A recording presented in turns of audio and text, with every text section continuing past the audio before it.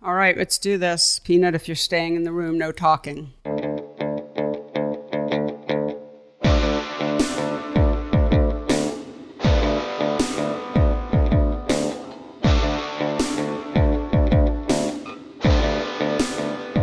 Hello, and welcome to the PhotoWork podcast, the talky and touchy-feely version of my book, PhotoWork, 40 Photographers on Process and Practice.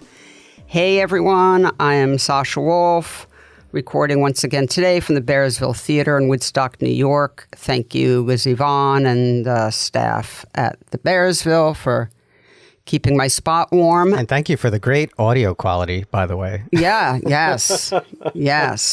I've got a big mixing board here. I've moved up in the world. I jumped in, sorry. That's okay. That guy's Michael Chauvin Dalton. You know him, you love him. He's here.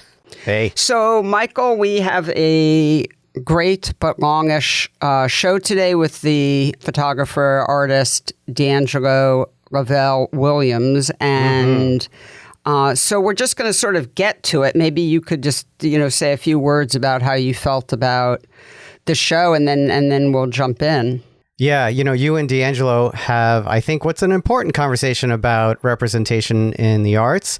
D'Angelo talks about their experience both in academia and out in the art world, and frames their work in terms of seeing themselves in the work, but also how others might see themselves in the work and where that positions them in terms of their own awareness of representation. And I just thought it was fascinating. Yeah, no, it's a very good conversation. It's an important conversation, and D'Angelo is a good spokesman for a lot of these topics, I think. So yeah, absolutely. Okay, so we're going to get right to it because this is a long episode, and you threatened me that if I went off on one of my usual tangents, you were going to make me do all intros by myself. And that is just not acceptable. In fact, I burst into tears just when I heard you say that. So no tangents. We're getting to it. Michael, if you don't mind, please take it away. My pleasure. And here's your conversation with D'Angelo Lovell Williams.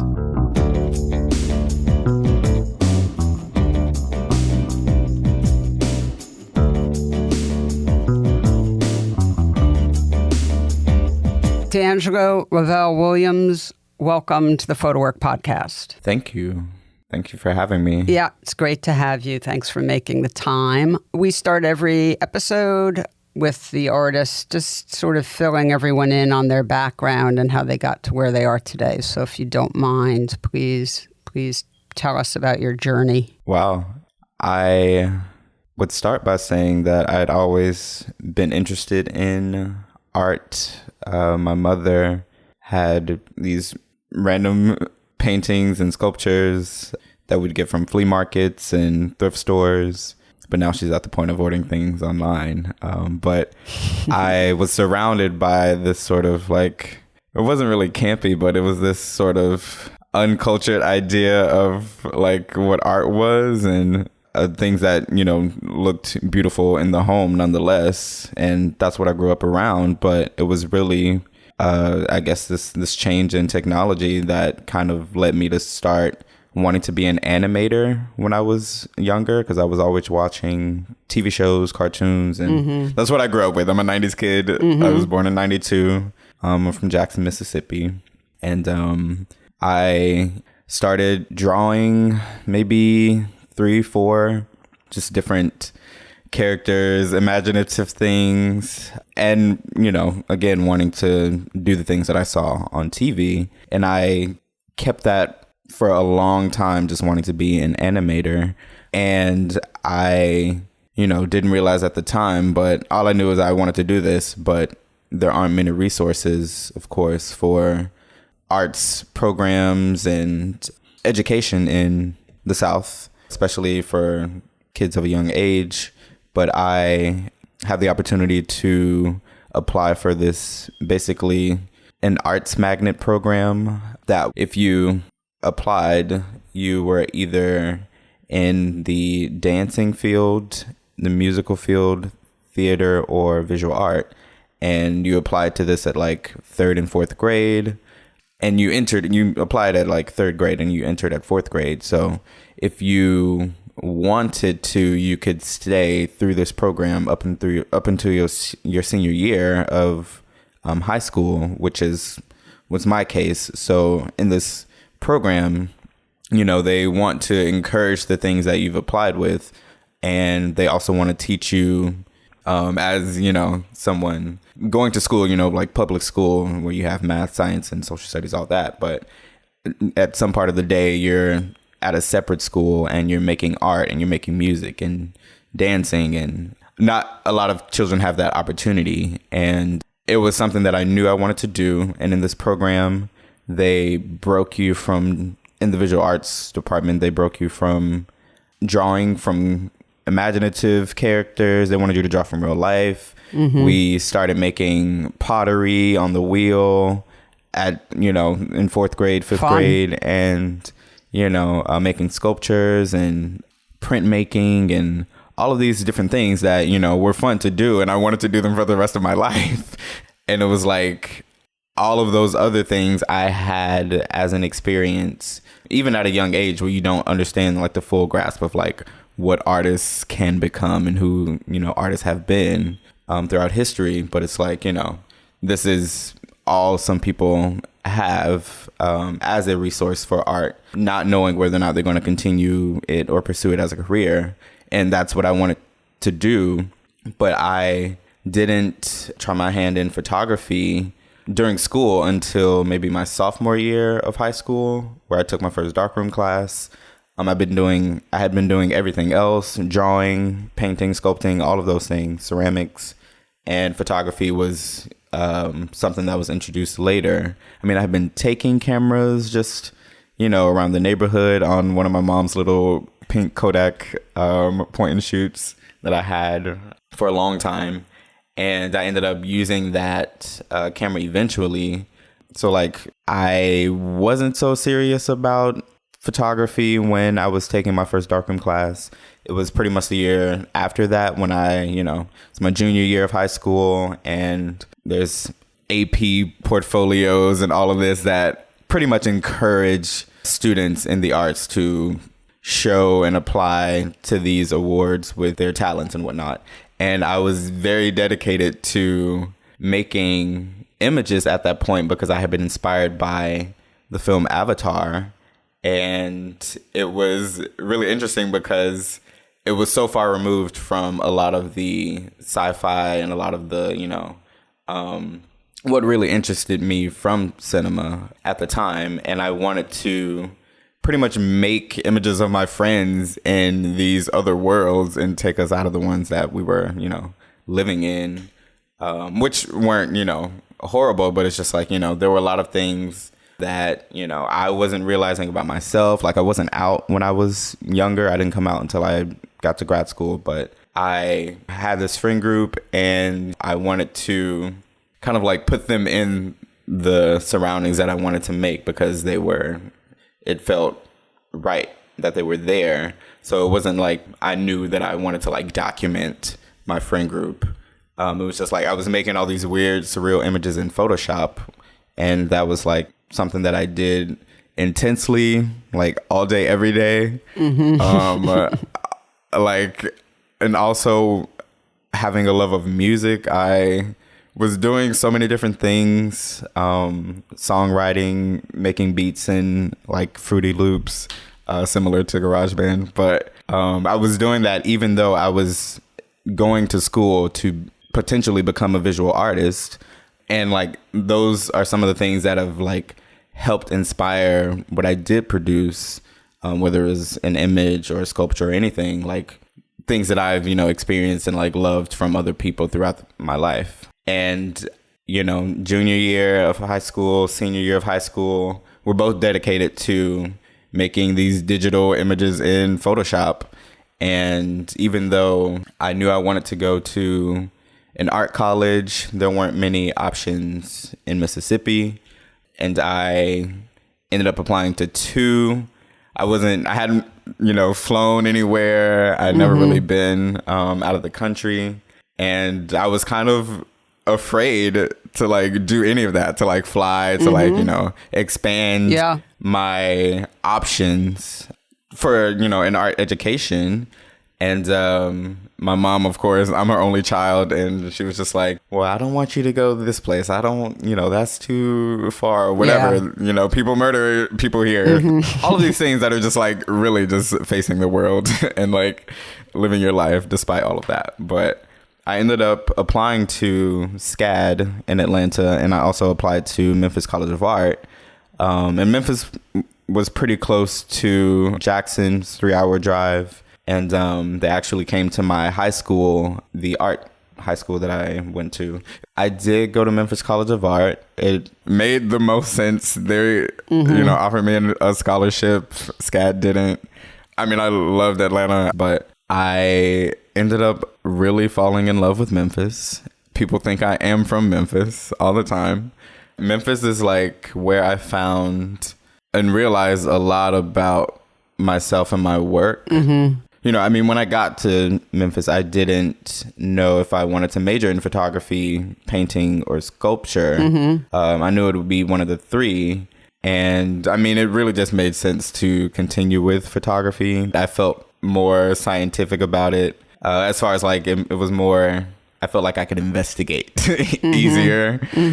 Something, of course, not knowing what that would be yet, but I mean, I wouldn't say that. I was making these horrible images that involved other cultures sometimes, but I'm just like, you know, I had to realize why I was doing that. Like, I wasn't looking at myself. I wasn't looking at my blackness. You know, I wasn't really in the community of Memphis. I was, you know, in this private art school that's in the park in the middle of Memphis. And I like had a lot of white friends at some point when I was in undergrad, and they started to show up in my work.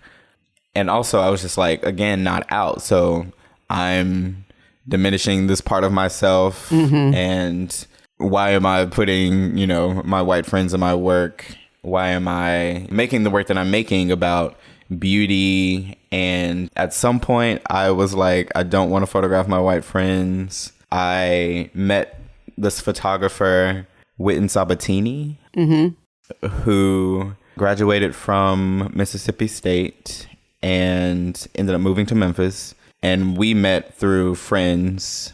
Basically, Witten was making images down south in Mississippi, in the Delta and northern Mississippi, and also in Memphis. And the images that I saw were mostly of Black people, like different car detail shops, just around in the city, downtown, in different neighborhoods. And I, you know, was gravitated towards them because I, you know, of course, had began studying art, history and photography in undergrad not long before. But it was like, you know, I hadn't really seen images like this in a place, you know, where I was. You know, I had a firsthand experience of someone who was making work and like applying to shows and like portfolio reviews and all of that. And so I was inspired by Witten, you know. I mean, one thing I was wondering when I was learning all about you, doing my research for this conversation, is who you were looking at. Yeah. You know, like what, I mean, you know, you think about sort of getting to art school and I just assume people are looking at the most famous photographers in the history. It was different for me. Yeah.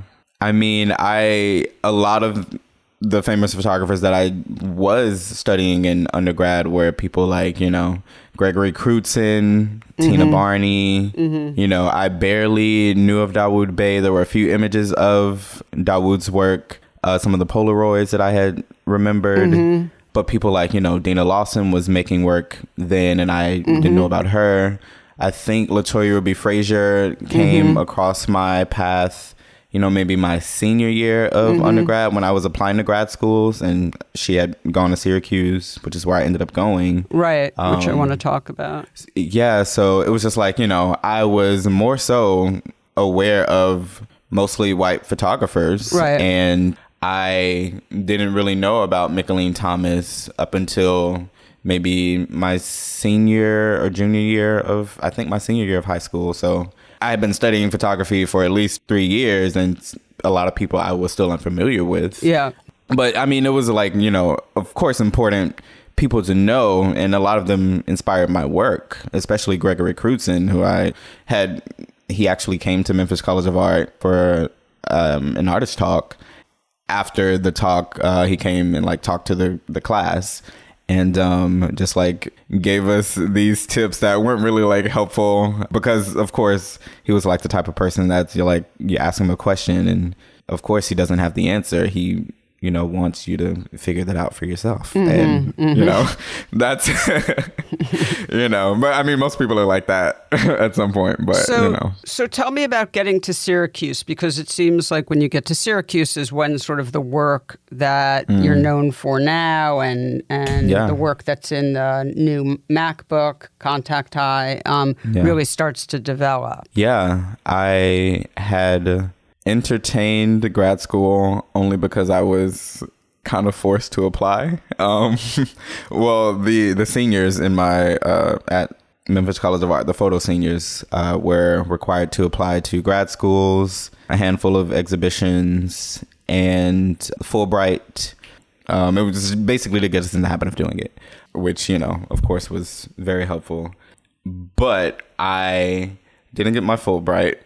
And I did get into 2 grad schools, the only 2 I applied to. But again, I had started to make this work in Memphis where I was going out in different neighborhoods. Eventually, I started incorporating this fabric head wrap around strangers' heads in different neighborhoods around Memphis. And that became my thesis work. And before that, I was just photographing strangers, men, women, and children in Memphis. And both of those bodies of work I had applied to grad school with. And I applied to Columbia, Chicago, where Dawoud Bey was.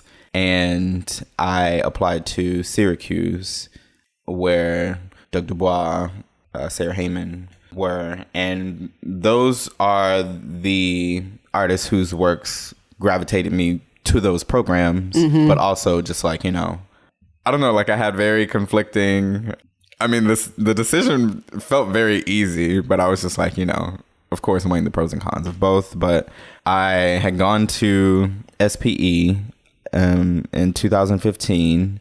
It was in New Orleans. And of course, SPE has like faculty from universities, art programs, photo programs, portfolio reviews, artist talks, all these different things. So this was I think that's the only one I've been to, like the full conference. I've been to the smaller conferences. I forget what they're called. But anyway, I knew some people would be there. Like Doug Dubois was telling me, don't make any decisions. Let me buy you a drink. Like when we met at the photo conference. And, I was looking forward to meeting Dawoud Bey, who, of course, wasn't there. I was, surrounded by people who had been in the Syracuse community at this photo conference. And then there were a few people from Columbia there. I was really hoping to, see people from the 2 colleges and get a better feel of, like, what, not necessarily what to expect, but, what felt right. And of course I wasn't really thinking, well, at some point I did start to think that, Dawoud Bey is blowing up. He's, probably got a busy schedule and I might not get this hands-on one-on-one, time with Dawoud because of that. One can if dream. I go to Columbia. Right. Yeah. But also is like understanding now is just like, you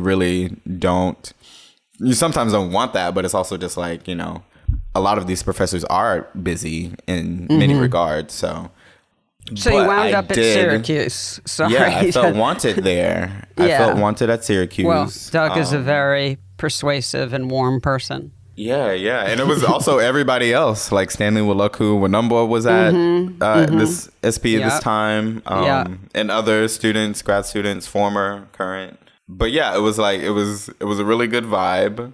And I feel like my decision was made then. But I had, brought the work that I had been making there That's what I applied at in Memphis, it was a series called Beauty Kings. That was my thesis work that I applied to Syracuse with. And I knew I didn't want to do that body of work there. I did try to go into different neighborhoods around Syracuse and photograph strangers again.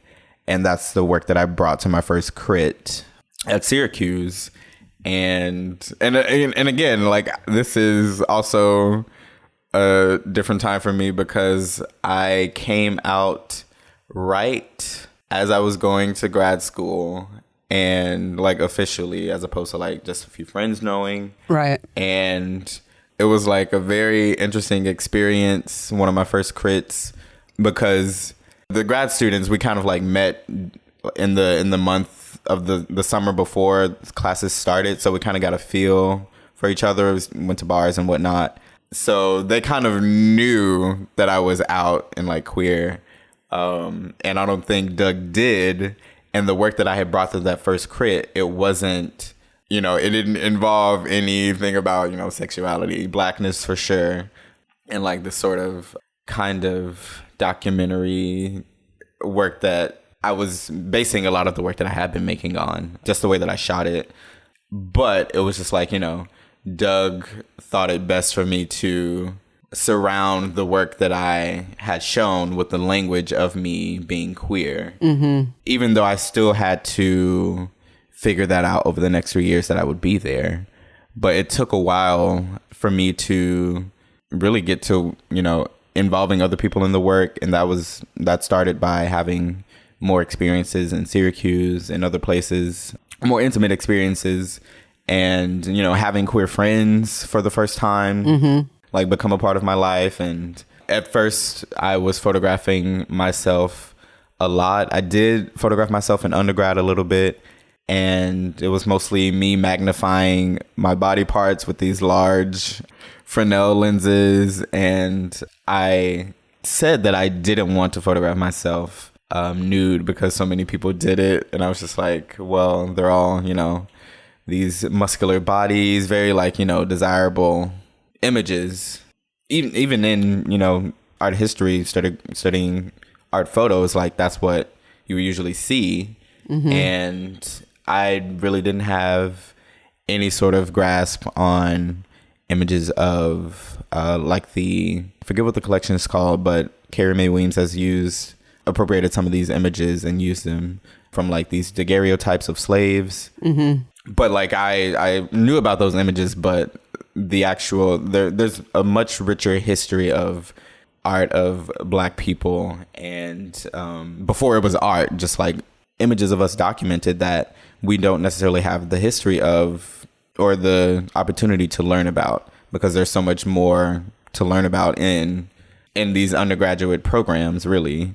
And there's no really it's more like theory based in when you get to grad school. So it's like, if I'm not interested in theory and I'm required to take theory, and most of the theorists are these white men, and there's a second part to this theory class where there are more people of color and women, I of course want to take that other part because, to me, that's more relevant to, what I'm doing. Mm-hmm. But a lot of the things that are required for us don't include the things that are relevant to what a lot of people are doing these days. So I had to basically build this sort of, I had to seek a lot of things that I thought that I would, have at Syracuse that weren't on campus, but maybe in the form of someone like Stanley Wulaku-Wanumba, who would visit, and I talk about my work with him when I could, or, Marcia Michael, who visited, or seeing like Rotimi Fanning Coyote's exhibition at Lightwork, and all of this undiscovered, like all of the photographers who died of HIV and AIDS, like not being able to continue to make work, and mm-hmm. the little that I did see inspiring me to like start somewhere with myself. And, like that whole conversation has pretty much gone from me including Black queer men in the work, and now, myself being non-binary and involving friends, trans men, women, family in my work, not to be reflective of a whole community, but to kind of like show these lived and imagined experiences. You know, the images are all staged, and that kind of had a lot to do with me bringing in the performativity of film and theater and my love of so many different things to kind of like build the images that I've been making. Let's talk about the images that you're making, the images that you're known for now, that work that you really started to hone then in grad school. You know, your work is extremely intimate. It is very performative. I think there's just this really delicate line that you walk between the work feeling very authentically you, authentically your life, but also, as you've talked about in the past, a character. You've said you never wear your glasses, which you wear in real life. You don't wear your glasses when you photograph yourself. It's almost a little bit of a separation you've created there between the character that you are in these self-portraits versus the actual you. And so there's this really interesting sort of, you have your foot in, you know, both places. One, it is a performance there's a bit of a character, it's a bit beyond you, and in other ways, it's very much you, and it's extremely personal. There's a lot of nudity in your work, as you've mentioned, a lot of sexual references. At what point, I mean, is there a moment in graduate school where you just think, you know what, I've got to just be brave here? Does it happen slowly, or is there a point where you have a conversation with yourself where you realize in order to sort of talk about the things that you want to talk about, you're going to have to just do it, just go for it? Absolutely. I felt like that point came in my second year.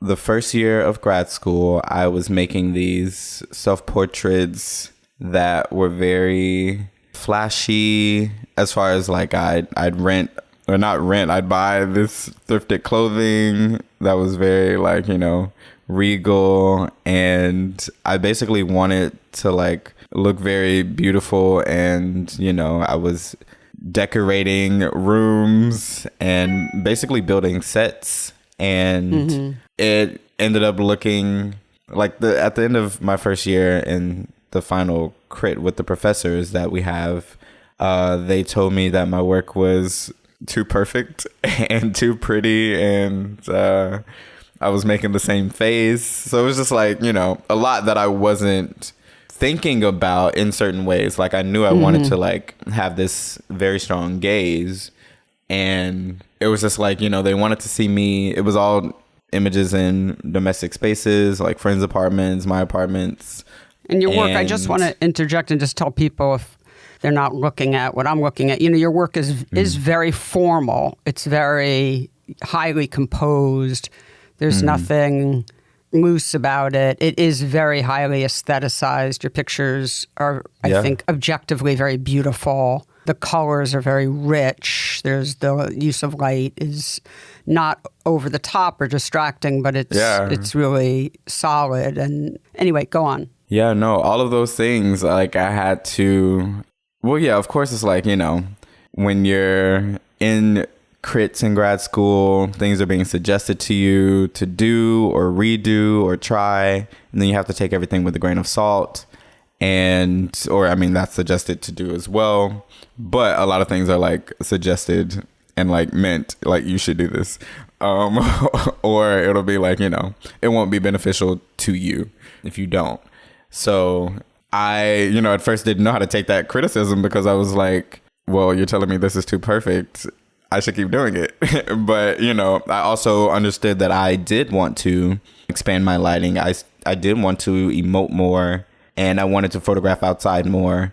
I just had to do it. Again, I mean, my sense of freedom in ways has been like through cars and driving. Like I, you know, was still making a majority of the work in Syracuse as opposed to like, you know, traveling and making work down south with my mom at the time, or like, you know, with family, or anyone really. But I think Syracuse was kind of like where I met a lot of the people who ended up becoming a part of my work in many different ways. And whether they were, a test to see, how does another person in one image with me look and how to make it work if it doesn't work out, and try not to like force it. So like a lot of the times I would just like get into a space and wing whatever, anything in the image. And I found myself photographing in a lot of bedrooms, living rooms, bathrooms. And I took this road trip the summer after my first year with some friends from Syracuse to Memphis. And we made some images along the way, and not, of course, knowing what they would be a part of, just like, we're taking this road trip and it kind of makes sense to photograph. And it was one of the first times where I was like, nature is definitely one of the best places to photograph in. And I don't really have a grasp on how to do it in a way that feels right and good to me. Like I wasn't thinking spiritually at the time. I wasn't thinking a lot about the landscape at the time, and for a while it still took me a while to figure out what to do in it. But that came through the help of, having my first real successful time photographing photographing with another person lead to how I thought about photographing with other people outside. And so the image, The Lovers, was the first time where, I thought about, of course, subverting René Magritte's painting in a way that led me to be like, well, René Magritte thought like this, and there are so many ways that Black people think, and I don't even have to think about that because I am Black. And it's like a lot of our experiences turn into art in ways that, the narratives don't belong to us. So I was like, it makes so much sense for me to look at my experiences of being queer, look at the way that I've, felt growing up, and, with my body, with not feeling like I have a community, and like wanting to reach out to the Black community in so many different ways that I felt like I never had the chance to growing up, and now getting this sort of freedom to do that. Let me ask you a sort of overarching question. Yeah. I've heard you describe the cover image from the book, the image where you have a gun in your mouth and you're looking at the camera. This is a torso to head shot, pretty tight, sort of nondescript background. You're wearing a short sleeve button-up shirt. I mean, you look quite, I don't know, what's the word? There's the something, word preppy. Yes, crossed preppy. my mind. Yeah, you look preppy. You look sort of like there's something happy about the shirt and and then you have this gun in your mouth. I've heard you describe it as being very much about violence, but also about sexual pleasure. Yeah. And also about mental health and the idea of suicide, which obviously is the most sort of overt reference, I think, in the picture. When I heard you talk about this, I was wondering, can a picture represent so many things at once? Right. To the creator. Right. I mean, they can. The viewer is always there's going to be a million interpretations from the viewer because the viewer is going to bring their own life experience to what they're looking at.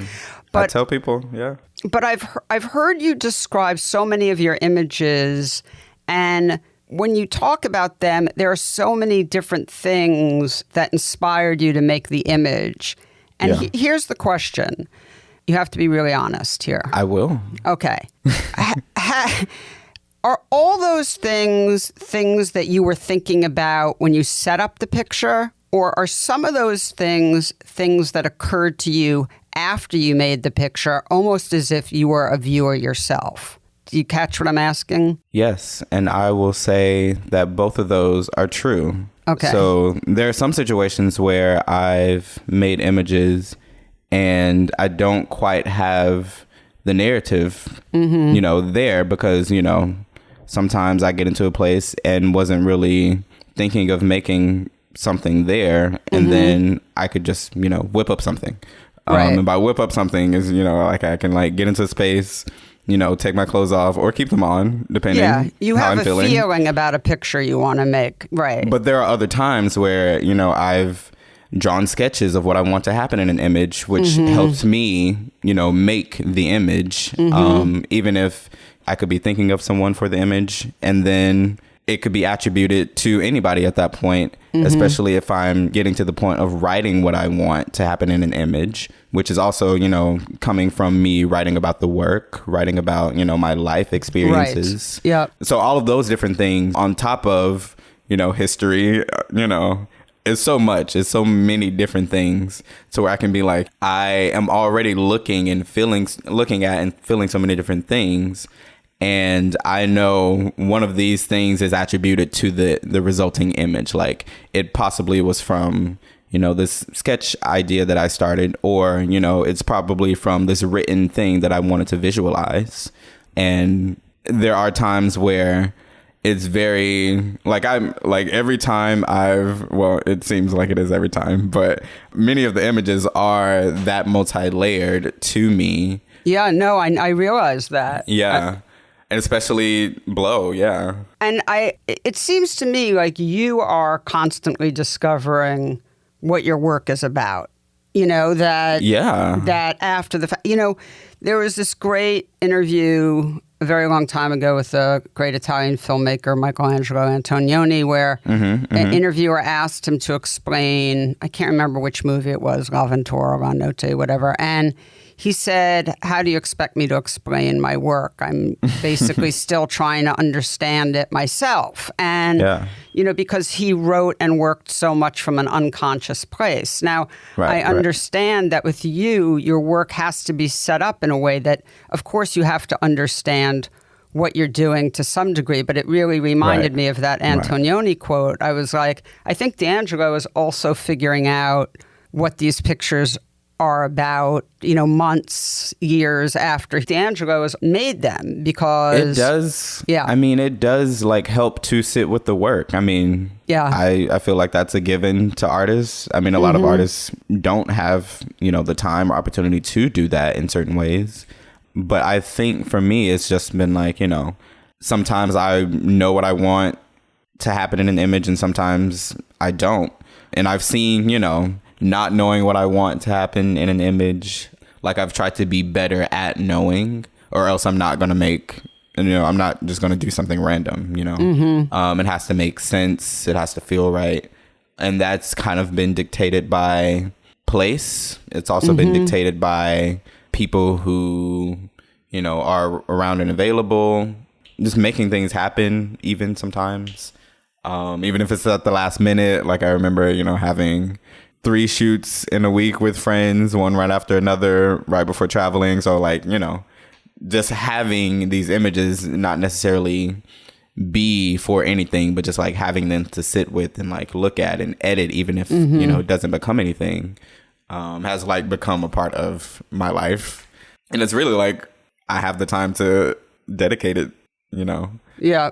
So let me ask you, you had the sort of unusual and wonderful, I think, experience of being noticed by a wonderful gallerist named Kim Burrows pretty early on, I think, while you were still in grad school, and starting to show very early on, very young age. And how has that been? I mean, has that been, I think Kim has probably been a good steward of your career development, whatever. I mean, she's an incredibly thoughtful person. Absolutely. But, what has that felt like to sort of have a career happen, so quickly at such a young age? Yeah, I know. I mean, it doesn't seem like it was 5 years ago when I had my first show with Kim.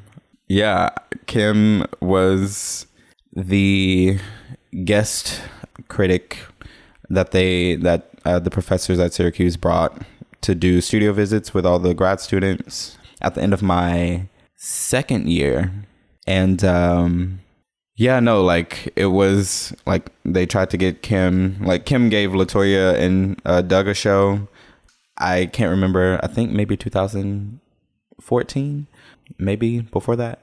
But Doug was basically informing the grad students, us, that, you know, we wouldn't be able to read Kim. She's like, you never know what she'll like, things like that. And so basically the way it works is the four grad professors have studio visits separate from the guest person that they bring in to do studio visits with the students.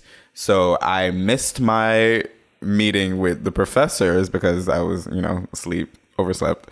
And then once I got to campus, they were like, get ready for your meeting with Kim. And, you know, I set my work up. Kim comes in and we ended up talking about, you know, my experience so far in Syracuse, what, you know, inspired some of the work. She really gravitated towards Blow. And basically, you know, I was just telling her that I was seeking a lot of things that I needed on campus outside. Like, you know, they stripped a lot of funding, which is being cut for the art programs. And it felt like, you know, a direct jab to me because I'm like, I'm just getting here. Y'all are cutting these scholarships that are full rides. And someone has gotten this for 2 years already. And I'm just like, what is this? But, you know, nonetheless, happy to be there and make work while I was there. But Kim kind of like saw all of these things and like really didn't come there to give anyone anything.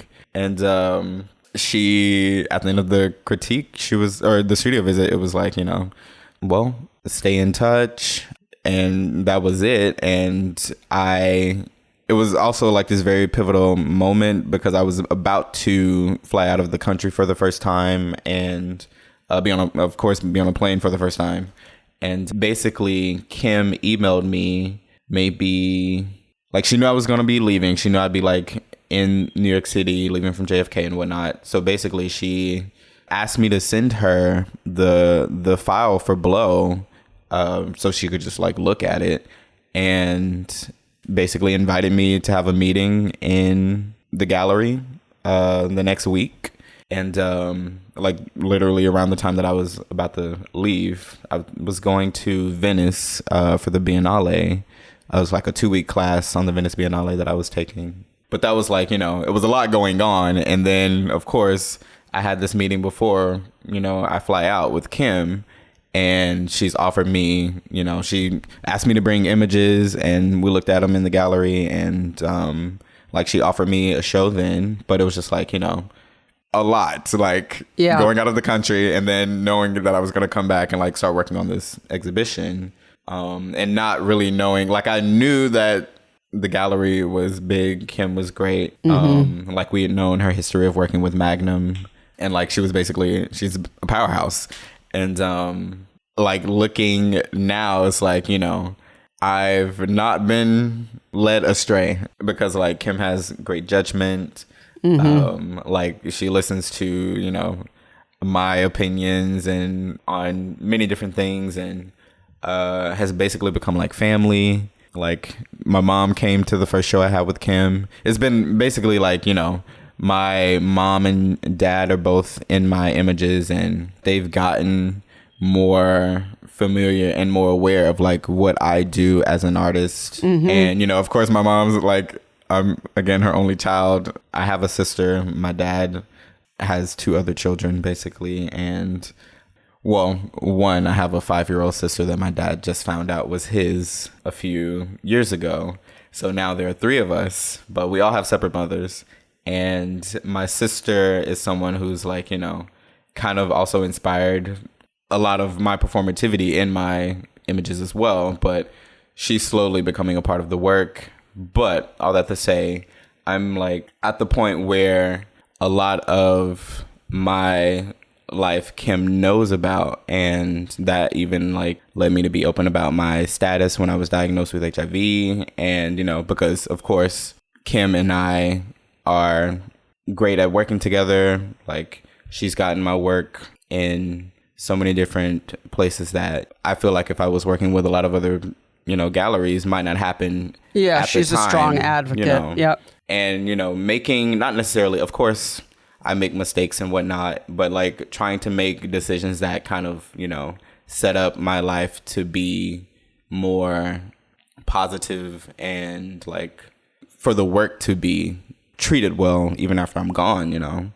Let me ask you, sorry to jump in, we just sort of cut time-wise, a couple more questions. I guess 3 things that I'm really interested in. Mm-hmm. You don't really have the past 5 years or whatever it is, you don't really have bodies of work, right? You're sort of working on one long series that is evolving as you seem to become more interested in, as you said, adding your family. Your family wasn't in your work for a long time, and now you've added your family. Your father makes some wonderful appearances in some very important pictures. And so you can see how the work is changing and growing, right, and your interests are changing and expanding.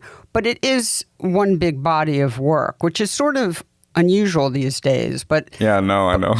Yeah, but I just wanted to mention that. You don't even have to, I just think it's really interesting. I really attribute that to kind of, just the way that academia, like art programs are, as like, the weekly kind of like turn out something new each week or different. Right, and it's like a series of, bodies of work that I was making in undergrad that I would turn out in a week that involved a lot of self-portraiture, even...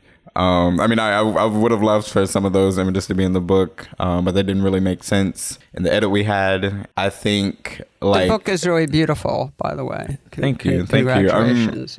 Thank you. I'm very happy with it.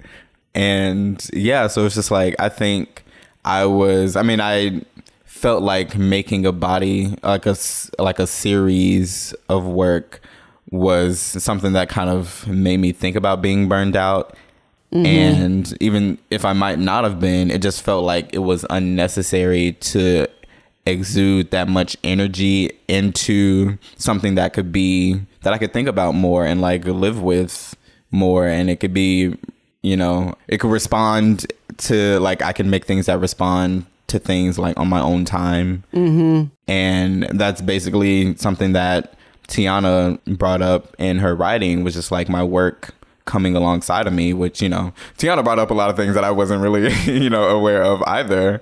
One of the other things was how much I did obscure my face. She did the essay in your book. Yeah. A wonderful artist herself. But yes, so that was something that I felt, just felt right for me. Like, I am not always making images. Sometimes I go months without making images. It helps to like travel to see friends and family, or for exhibitions when I get the opportunity to like, make work around and like through these transitional periods of my life. Let me just, her full name is Tiana Nakia McCaudin. Yes. Okay, just want to mention that. Okay. Last question for you. You said something that I just want to ask you about in a lecture I heard you give. You said, if you don't see yourself in my work, you have to ask yourself why that is. Yeah. What does that mean to you? Can you just sort of tease that out a bit? I think about it in many different ways. Like, when I come to an image, when I'm thinking about it, I'm thinking about perspectives a lot. I'm thinking about how I, of course, would see someone looking at something, placing themselves. So like my image, for example, I'll be up there in a minute, which is of a former partner in a tree and their legs are dangling. Like, I titled that image to be this multi-layered thing from the viewer thinking, I'll be up there in a minute. And, depending on if you're black or of color or white, you'll be able to, understand the sort of place that you have in the world by asking yourself, would you be up there? So it's not necessarily designated for every viewer, but it's also, me understanding that I know that I'm looking at the perspective of the people in the images, whether it's me or someone else, but also trying to have the audience not necessarily be interactive, but kind of ask themselves why they may or may not see themselves in the work. And I feel like I make most of the answer is obvious. Like, there are no white people in the work. There are solely black people, queer, black people mostly, and then my family. And I, have this long track record of not photographing models. I photograph people that, I'm familiar with, whether friend, family, former partner. And I feel like all of that is like very sacred. That's like chosen community. And I feel like I've always wanted to kind of talk about these spaces that don't involve whiteness and show how the results of, white supremacy and slavery are still, enthralled in our experiences, even though we don't live as slaves, even though we don't experience, the things that our ancestors experienced. We are still here, living amongst the results of those things. And a lot of people, will look at my work and, of course, not think about a lot of the things that I'm wanting them to think about. I'm not always there to talk about my work. And I even had my last show with Hired Pictures, Papa Don't Preach, was supposed to be solely images of my father and I. And then the pandemic happened, and my father basically was supposed to be moving to Mozambique for work for a year, and he wanted me to go there and photograph him. But I ended up just making a few images of my father in Louisiana a few years ago, just visiting him for a week. But the images that were, in the edit for this show, 2 images of my father and I, an image of my grandmother and I, and an image of me and a former partner, and I think 2 images of myself.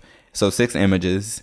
And this one person, this black man who came to the show, he came up to me and he said, I know what this work is about. This work is about the white man taking over or controlling the black man. And I was like, oh, wow. He's really just looking at, my light-skinnedness, and he thinks that there are white people in this work. And I was like, well, there are no white people in the work, but I guess the gestures and the sort of obscurity for him, I don't know if he wasn't like looking hard enough, but this is what he said to me. And, I always talk about wanting to hold anyone accountable, but mostly white people accountable for their own histories when they look at my work. I don't necessarily know if I do that, but that's something that I want to do by having, a viewer who may not see themselves if they are white in the work because there are only black people in the work. How do you see yourself in that work? Why don't you see yourself in that work? All of those questions lead to, people looking at their own histories if they're willing to answer them. And that's something I want because it leads to my reasoning for making the work. Let me ask you, it's interesting because, I know that that's, what you're saying. Right. With that question. But it's so funny because at the same time, that statement, if you don't see yourself in my work, you have to ask yourself why that is, also lends itself to another reading, which is that maybe you're not trying hard enough to relate. Right. And that's a completely different reading of that statement. Right. But it's accurate, though. Yeah. I mean, on one hand, there's the very sort of foundational and sort of didactic thing that you're saying, which is, well, you're not in it. If you're white, you're not in it. Right. In that way, not physically, not visibly. And this work isn't about you. It's about... It's about me, and it's about the results of you in some cases. Maybe about the results of you, right? Yeah, or about being black, being queer, whatever. Mm-hmm. So, or your relationship with your parents or your lover, because it is so autobiographical. But which I wasn't making it, autobiographical at first. I mean, but I just want to say that to me, I have really enjoyed, I'm just going to end on this note.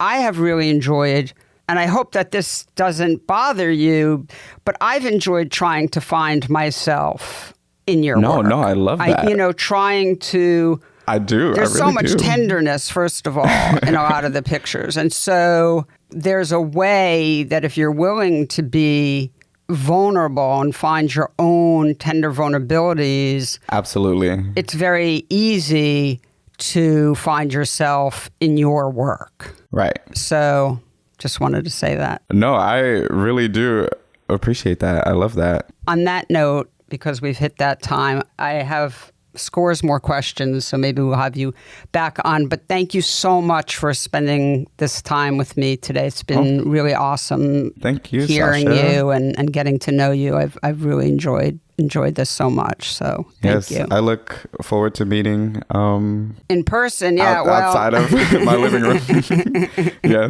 Well, I'm back and forth to New York all the time, so Amazing. let's find a time to hang out. I would love that. Yes, we will. I'll meet you at Higher Pictures because Kim's a buddy of mine. So Oh, amazing. all in the family. Okay, D'Angelo, thank you so much and take care of yourself. All right. You too. Thank you, Sasha. Okay, bye. Bye. PhotoWork with Sasha Wolf is produced by me, Michael Chauvin-Dalton of Real Photo Show. The associate producer is Taylor Selsback, and the executive producer is Sasha Wolf. Our theme music is by J. Walter Hawks. If you like the show, be sure to subscribe and rate us with all the stars available on your listening platform.